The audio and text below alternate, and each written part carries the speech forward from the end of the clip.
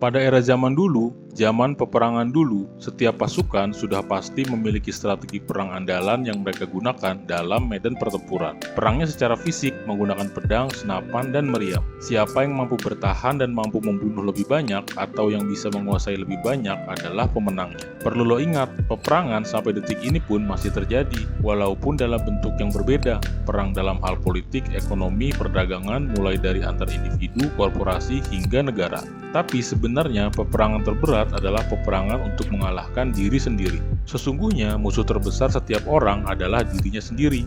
Kebiasaan buruk, ego, ambisi, nafsu, validasi, dan sederet lainnya.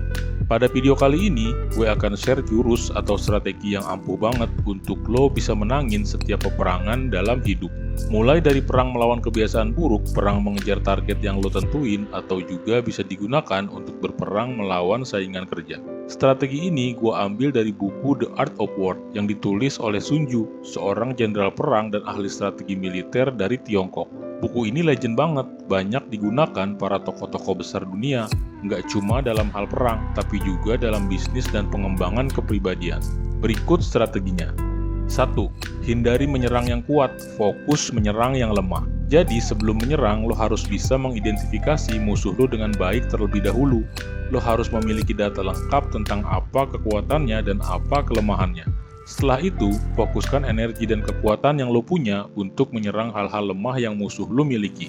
Contoh, lo lagi berperang melawan kebiasaan tidur larut malam atau menjelang pagi. Godaan terberat saat lo mau tidur adalah saat lo scroll media sosial. Jadi, untuk melawannya, jauhkan HP dari jangkauan lo saat lo akan tidur. Contoh lagi, misal lo lagi berperang untuk melawan kecanduan alkohol. Godaan terkuat untuk lo minum alkohol adalah ketika lo kongko sama teman-teman lo. Kalau gini, hindari kongko atau nongkrong-nongkrongnya.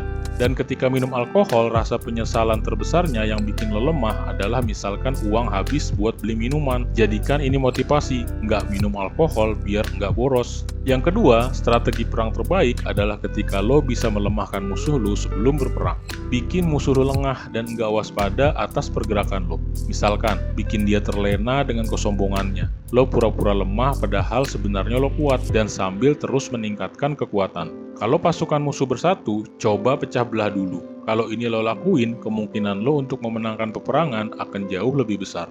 Yang ketiga, pahami diri sendiri dan musuh lo dengan baik. Kalau lo udah paham diri sendiri dan juga paham musuh lo dengan baik, lo nggak akan ngerasa takut berperang melawan musuh yang lebih kuat. Contohnya, perang antara pasukan Jenderal Sudirman dan tentara penjajah. Pasukan Jenderal Sudirman yang kalah persenjataan dan jumlah tentara bisa memukul mundur pasukan Belanda dengan strategi perang gerilya. Keluar masuk hutan lebat, serang musuh di malam hari di saat musuh sedang lemah dan lengah.